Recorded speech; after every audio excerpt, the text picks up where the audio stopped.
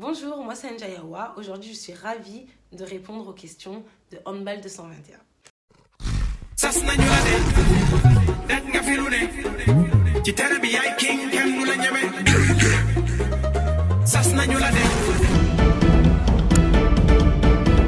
m'appelle Njayawa, j'ai 25 ans, je suis originaire de Strasbourg.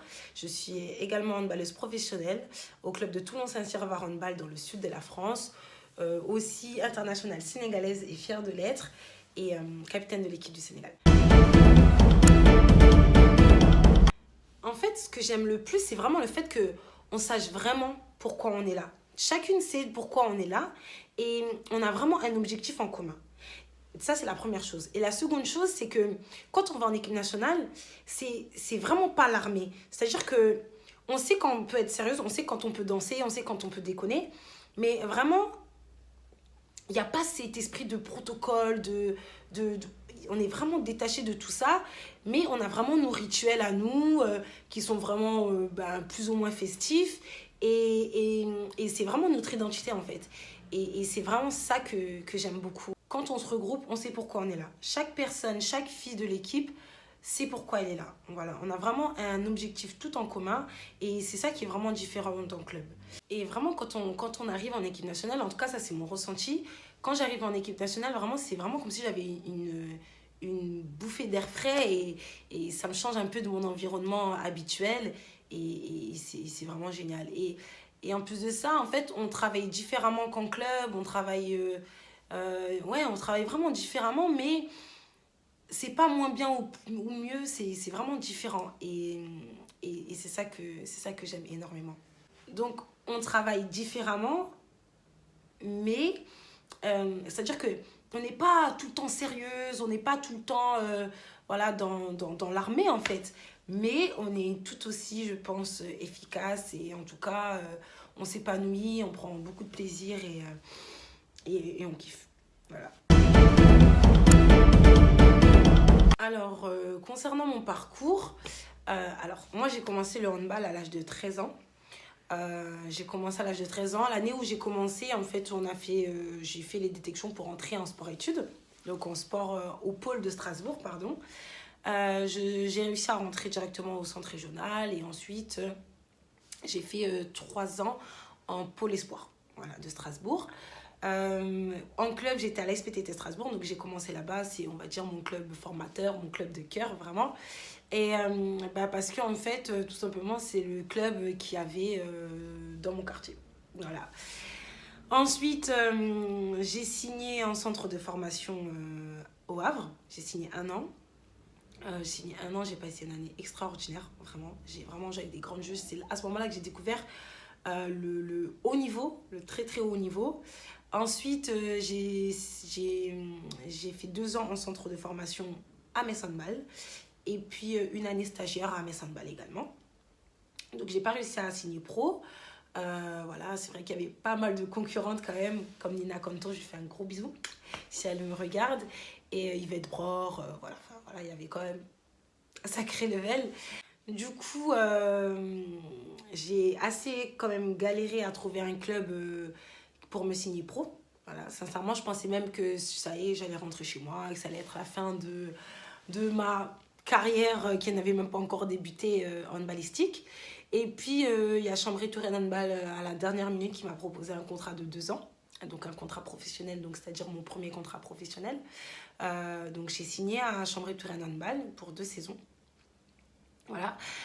Clairement, j'avais besoin de temps de jeu parce que à Metz Handball, j'en avais pas, malheureusement. J'avais besoin de temps de jeu pour terminer ma formation. Voilà. J'ai joué 2 ans à Chambray Touraine Handball et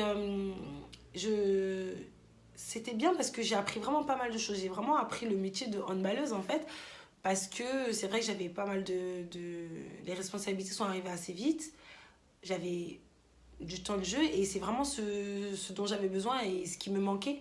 Du coup, j'en avais et ça m'a permis de progresser et vraiment de m'épanouir vraiment au niveau handball. Alors, est-ce que j'ai rencontré des difficultés particulières pendant ma carrière? Alors, Ma carrière n'est pas très très grande, très très longue. Mais c'est vrai que oui, j'ai rencontré pas mal de difficultés dans ma carrière. À savoir que, je pense que ça va être un petit peu long, mais en 2010, donc ma deuxième année de pôle, il me semble, j'ai eu un accident dans un manège à la foire, donc à Strasbourg. J'ai eu une double fracture du tibia péronée ouverte. Donc j'ai été hospitalisée d'urgence, opérée d'urgence, etc. On m'a mis un clou dans le tibia que j'ai toujours dans le tibia.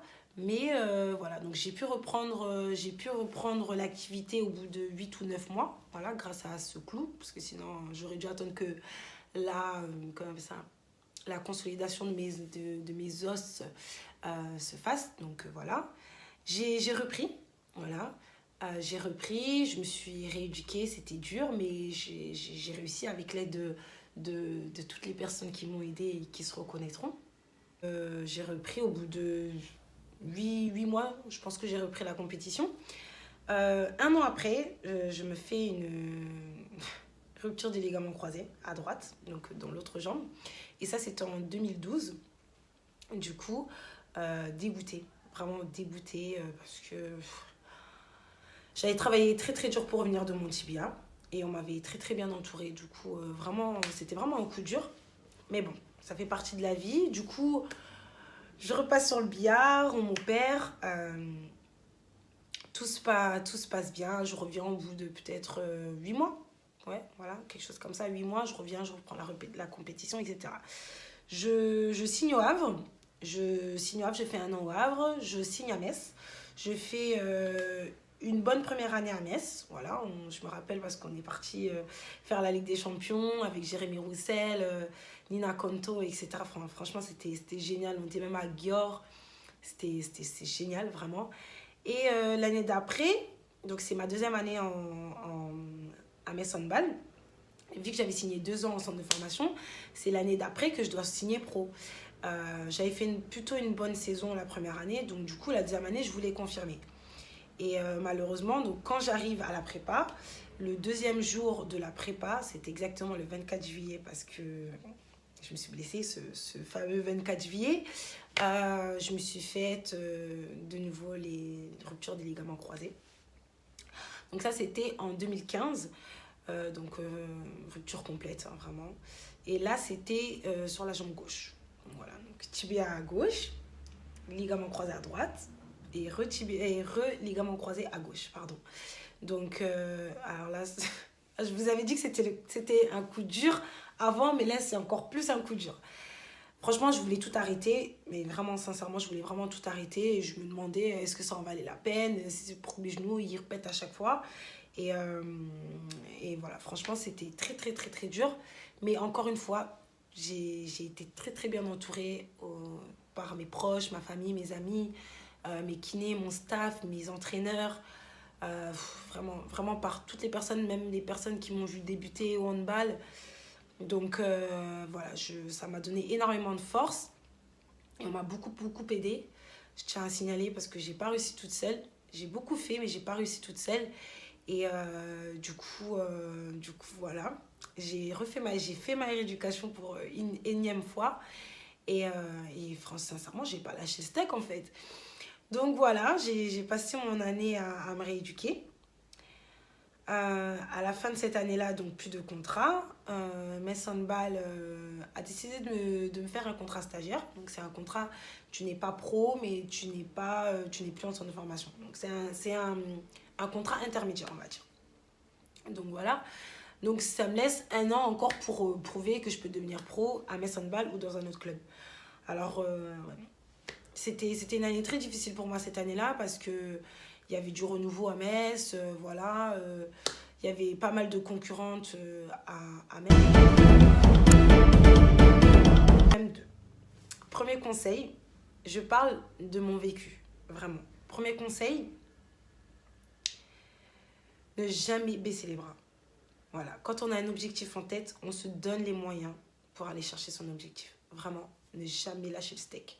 Ça, c'est vraiment un conseil très important, je pense. Et je pense que sans vouloir faire la dame qui connaît tout.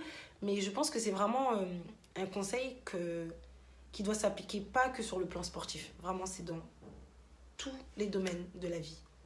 Voilà, je pense que c'est très très important.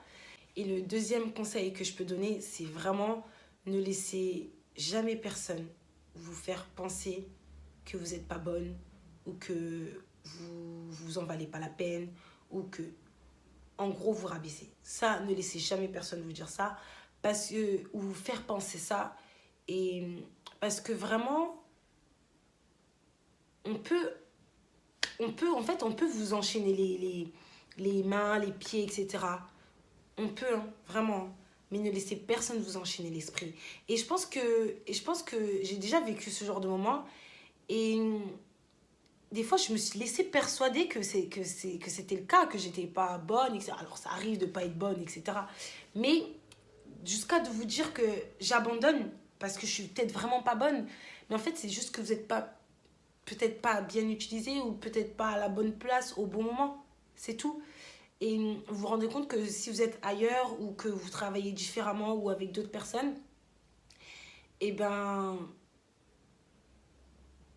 en fait, vous vous rendez compte que vous savez faire des choses, en fait. Et si j'ai un troisième conseil à donner, je suis désolée, toujours se remettre en question également. C'est très, très, très important, surtout dans le monde professionnel. Et c'est vraiment une preuve de maturité exemplaire, je pense. Voilà mes 3 conseils. Je vais dire avec mon équipe nationale, je me rappellerai, je pense, toute ma vie, parce que c'était une émotion, un sentiment exceptionnel. Quand on a fait je rigole parce que c'était tellement génial. Quand on a fait la demi-finale de la Coupe d'Afrique des Nations au Congo en 2018. Quand on a gagné contre le Congo, justement. Ah non, mais c'était excellent. En plus, on a gagné d'1 but. Mais ce match, oh là là là là. Qu'est-ce qu'il était dur mentalement, physiquement, psychiquement, tout en fait. Vraiment. Et on a gagné et on s'est sauté dessus, etc. Franchement, inexplicable. Tellement, je peux même pas vous dire ce que j'ai ressenti parce que vraiment, c'était vraiment l'aboutissement et la récompense de tout ce qu'on avait travaillé, tout ce qu'on avait accompli. Et vraiment, c'était génial. Et en plus, sachant que c'était une place pour le mondial. Mais on allait au mondial, là, au Japon. Sachant qu'on s'était, je pense que tout le monde a suivi, qu'on s'était fait disqualifier en 2016, etc. Donc, c'était vraiment une récompense, mais inexplicable. Vraiment, j'étais vraiment fière de toute mon équipe, de tout mon staff. C'était génial. Franchement, c'était... Si on me demande de revivre cet instant, j'hésite pas une seule seconde. Pas une seule seconde. J'y retourne. Avec les mêmes soldats.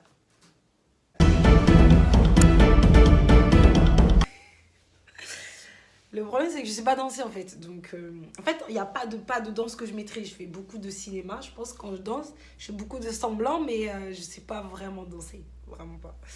Donc, next. Cette année, c'est une année, comme vous le savez, une année olympique. Voilà. À cause du corona, ça a été repoussé. Mais... Donc, c'est une année olympique. C'est une année très, très importante pour mon équipe nationale. Et donc, du coup, pour moi, forcément. Et j'ai vraiment à cœur de me donner les moyens et de tout faire pour pouvoir apporter le maximum de mes compétences et de mes capacités à mon équipe nationale, à mon pays, en fait.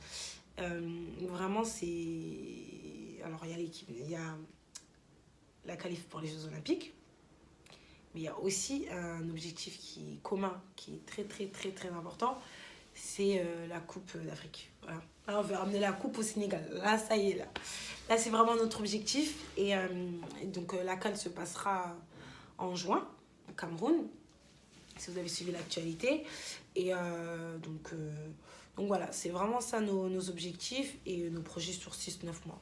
Donc voilà. Après, en club, j'espère vraiment faire une bonne saison. En tout cas, je vais me donner les moyens.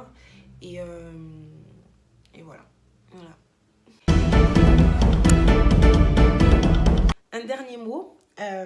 J'ai pas vraiment de dernier mot. En tout cas, je remercie Handball 221 de m'avoir contacté et de m'avoir posé toutes les questions qu'elle avait envie de me poser et de partager mon expérience et mon aventure avec l'équipe nationale. Voilà. N'hésitez pas à suivre la page sur Instagram et sur Facebook, Handball 221. Je vous fais des gros bisous. À très bientôt. Ciao.